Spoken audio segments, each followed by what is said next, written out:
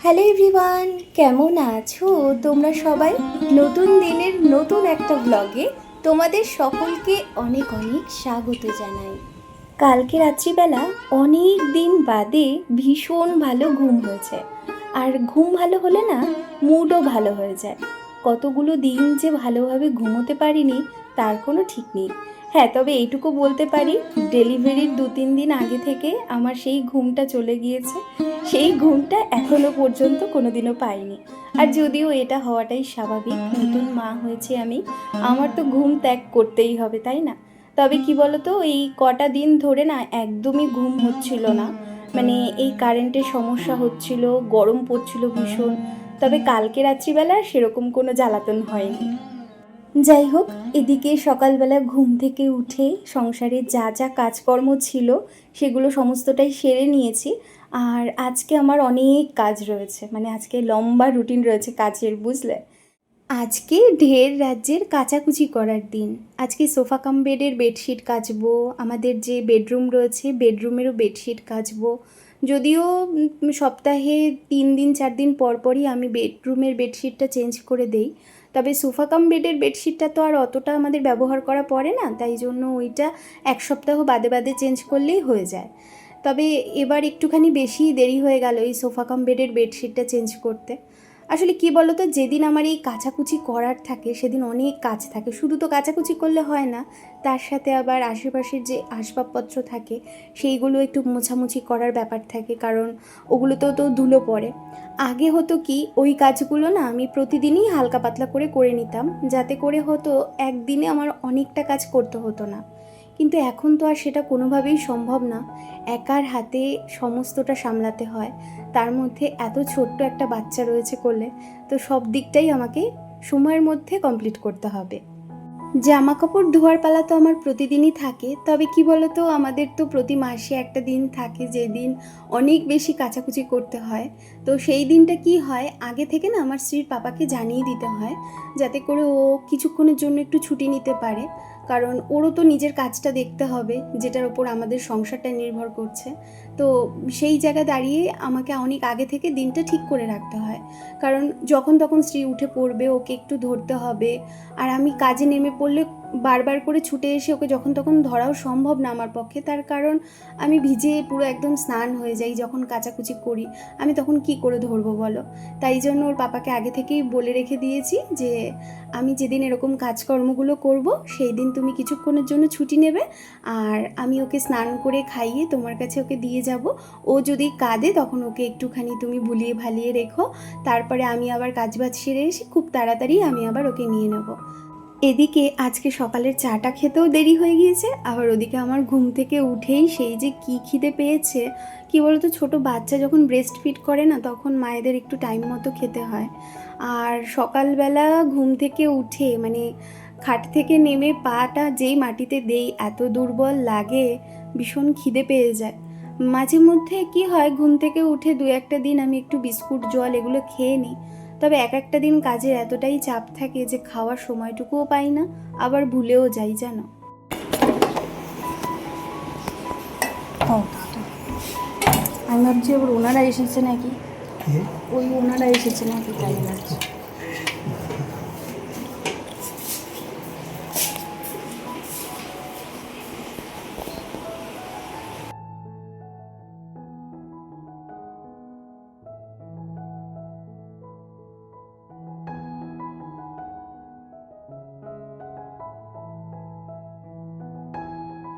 দাদু ওদিকে দুধটা দিয়ে গিয়েছে, আর দাদু দুধটা দিয়ে যাওয়ার সাথে সাথেই আগে দুধটাকে জাল দিয়ে নিলাম, তারপরে একটুখানি ছাতু দিয়ে মুড়ি দিয়ে আর দুধ দিয়ে খেয়ে নিলাম, ব্যাস।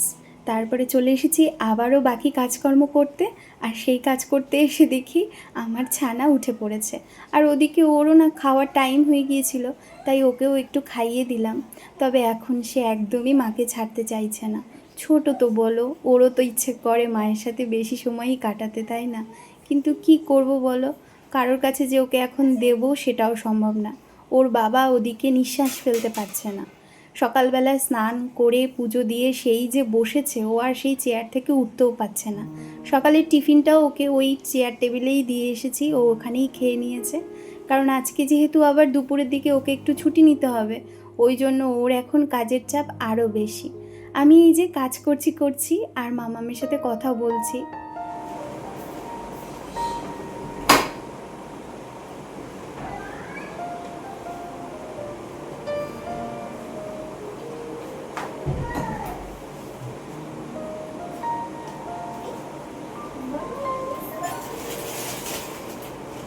আমি বলেছি যে আজকে তো আমরা পান্তা খাচ্ছি, একটু তাড়াতাড়ি দুপুরের খাওয়া দাওয়া হয়ে যাবে, তো ম্যাগি নিয়ে এসো 2-3টে, ওই বিকেল করে একটু ম্যাগি বানাবো।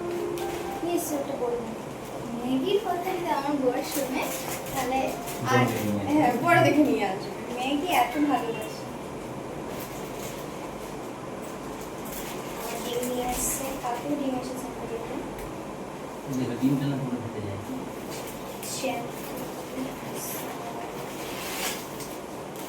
ওই বাসন মাজার সাবানটা পাওনি?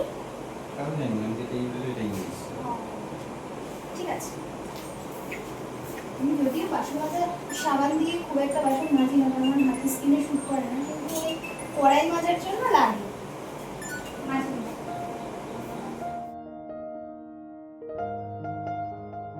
আজকে যেহেতু অনেক কাচাকুচি করার রয়েছে, তাই কখন মাথা ঘষতে পারবো তার কোনো ঠিক নেই। এই শ্যাম্পু করাটা নিয়ে জানো তো আমার ভীষণ চাপের হয়ে যায়, কিন্তু কিছু করার নেই, এর মধ্যেই আমাকে সমস্তটা সামলে নিতে হয়। তবে কি বলো তো, ওই মাথা ঘষার আগে না গরম ভাত খাওয়া যায় না। দেখা গেল কাচাকুচি করে এসে আমি ভাত খেয়ে নিলাম, বা ভাত খেয়ে তারপরে কাচাকুচি করতে গেলাম, তারপরে একবারে শ্যাম্পুটা করে আসবো। তো মা বলে যে গরম ভাত খেয়ে নাকি স্নান শ্যাম্পু এগুলো কিছুই করতে নেই, আর আমিও শুনেছি এতে হজমের সমস্যা হয়। তো সেই কারণেই কালকে রাত্রিবেলা একটু বেশি করে ভাত করে রেখে দিয়েছিলাম যে আজকে আমরা পান্তা খাবো, আর সেই জন্যই আলু দিয়ে পেঁয়াজ দিয়ে ভেজে নিচ্ছি। এটা পান্তা ভাতের সাথে খেতে ভীষণ ভালো লাগবে। আমরা দুজনেই জানো তো এই গরমকালটা পড়লে না পান্তা ভাত খেতে ভীষণ ভালোবাসি, আর যেই শীতকাল পড়ে যায় তখন মাঝে মধ্যেই দুপুরবেলা করে ভাতটাকে স্কিপ করে দেই। গতকালের ব্লগে তোমরা সবাই আমাকে অনেক অনেক ভালোবাসা দিয়েছো, তার জন্য তোমাদের প্রত্যেককে জানাই অসংখ্য ধন্যবাদ। জানি ধন্যবাদ দিয়েও আমি সেই ঋণ শোধ করতে পারবো না, তাও মনের শান্তির জন্য তোমাদের সকলকে ধন্যবাদ জানাচ্ছি। তোমরা সবাই খুব খুব ভালো থেকো, সুস্থ থেকো, তোমাদের দীর্ঘায়ু কামনা করি। গতকালের ভিডিওতে বীণা দিদিভাই কমেন্ট করেছে, আজ প্রথম তোমার ভিডিও দেখছি, আর সে জানিয়েছে ভালো লেগেছে, আর সে কিন্তু আমাদের পরিবারের সদস্যও হয়ে গিয়েছে। অসংখ্য ধন্যবাদ দিভাই তোমাকে এতটা ভালোবাসা দেওয়ার জন্য। আর প্রথম দিনই তুমি আমার ভিডিও দেখে আমার পরিবারের সদস্য হয়ে গিয়েছো, আমার খুব ভালো লাগলো। আস্তে আস্তে নিজের চোখের সামনে সেই ছোট্ট পরিবারটিকে একটু একটু করে বড় হতে দেখছি, এর চেয়ে বড় শান্তির আর কিচ্ছু থাকে না গো। আর প্রতিনিয়তই কেউ না কেউ আমার ভিডিও দেখে আমাদের এই পরিবারের সদস্য হচ্ছে। তোমাদের প্রত্যেককেই জানাই অসংখ্য ধন্যবাদ। তোমরা সবাই খুব খুব ভালো থেকো, সুস্থ থেকো, তোমাদের দীর্ঘায়ু কামনা করি। ওদিকে আলু ভাজাটা প্রায় হয়ে এসেছে, আর আমি চলে এসেছি কাচাকুচি করতে। শ্রীর পাপা বলল যেটুকু বাকি রয়েছে ওটুকু আমি ঠিক দেখে নেব, তুমি আর দেরি করো না, তুমি কাচাকুচিটা করে নাও। আর কাচাকুচি করে তারপরে গিয়ে একবারে ভাতটা খাবো, কারণ না হলে না একটু দেরি হয়ে যেত, এগুলো আবার শুকোনোর ব্যাপার রয়েছে। তো ওই জন্য কাচাকুচিটা করতে চলে এসেছি, একবারে স্নান সেরে তারপরে গিয়েই ভাত খাবো। আমি যখনই এই বেডশিটগুলো কাচি তখনই না একটু উষ্ণ গরম জলের মধ্যে ঘন্টাখানেক মতো ভিজিয়ে রেখে দিই, তাতে করে খুব ভালো পরিষ্কার হয় জানো। তবে এবার গরম জলটা করতে ভীষণ কষ্ট হয়েছে, কারণ ইন্ডাকশানে যেই বাসনপত্রগুলো রয়েছে সেইগুলো না বেশি বড় বড় বাসন নেই। তো ওই জন্য কি হয়েছে, আমাকে 2-3 বার করে করে গরম জল করে তারপরে এই সমস্ত কিছু ভেজাতে হয়েছে। যাই হোক, এদিকে প্রায় হয়ে গিয়েছে আর স্নানটাও আমার কমপ্লিট। এবার আগে একটুখানি ঠাকুর প্রণাম করব, তারপরে খাওয়া দাওয়াটা সেরে নেব। উফ, যা পরিমাণ গরম পড়েছে, সেখানে এই স্নানটা ঠান্ডা জলে করতে পারলে একদম আত্মাটাই যেন শান্তি হয়ে যায়।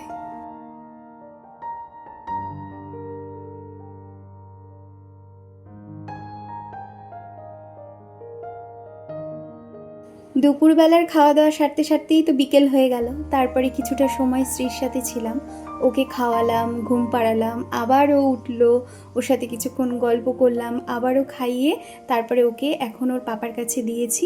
এখন ওকে ওর পাপা টাইম দিচ্ছে, আর আমি চলে এসেছি বাকি কাজগুলো করতে। স্ত্রী হওয়ার আগে এই ড্রেসিং টেবিল মোছা, টিভি মোছা, খাট মোছা এগুলো আমি প্রতিদিন করতাম, কিন্তু এখন আর সেটা সম্ভব না। এখন যেদিন বেডশিট চেঞ্জ করি ওই 3-4 দিন পর পর সেই দিন করে এই কাজগুলো করি। আর সত্যি কথা বলতে এখন যে কি পরিমাণ ধুলো জড়ায় তা আর বলে বোঝাতে পারবো না। ভীষণ বিরক্ত লাগে জানো না আমার এই ধুলোর কাজ করতে। এমনিতেই ডাস্ট অ্যালার্জি রয়েছে, তার মধ্যেই ধুলো বিরক্তিকর জিনিস। আগে হলে এই সমস্ত কাজগুলো কিন্তু আমার সকালবেলাতেই হয়ে যেত, তবে কিছু করার নেই, জীবন বদলেছে, একার হাতের সংসার।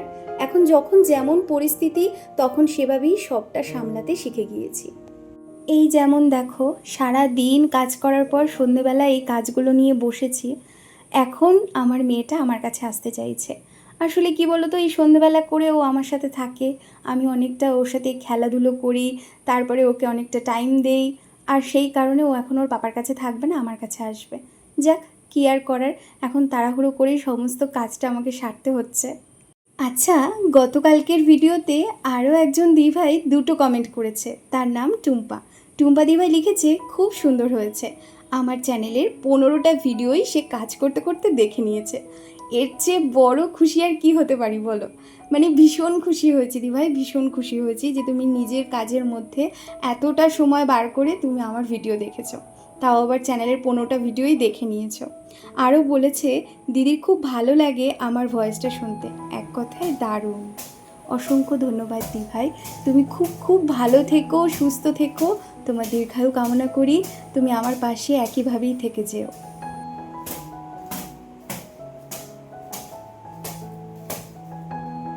ব্যাস, তোমাদের সকলের সাথে গল্প করতে করতে আমারও হাতের কাজ টুকটুক করে এগিয়ে গেল। এবার বেডশিটটাকে পেতে দেবো আর পিলো কভারগুলো তুলবো, তারপরে স্ত্রীকে শুইয়ে দেবো। ও এখনও ঘুমোয়নি, তবে ঘুম ঘুম ভাব রয়েছে। ওকে পুরোপুরি ঘুমটা পাড়াবো, তারপরে যাব রাতের খাবারটা তৈরি করতে, তারপরে আবারও স্নান করব, কারণ আবারও আমি পুরো ঘেমে পুরো স্নান হয়ে গিয়েছি। সকাল থেকে সেই যুদ্ধ শুরু হয়েছে, অবশেষে সন্ধ্যার পরে এসে পারলাম ঘরটাকে একদমই পরিপাটি করে নিতে। ওদিকে পুটুন ঘুমিয়ে পড়েছে, ওকে এখন শুইয়ে দেব, আর আমি যাব রাতের খাবারের আয়োজন করতে। এই হচ্ছে এখন আমাদের ঘরের অবস্থা। এই, তবে চলো আজকের মতো ভিডিওটা এখানেই শেষ করছি। তোমাদের সকলকে বিদায় জানাচ্ছি, সবাই খুব খুব ভালো থেকো, সুস্থ থেকো। তোমাদের সকলের সাথে দেখা হচ্ছে পরবর্তী ব্লগে, ততক্ষণের জন্য টাটা।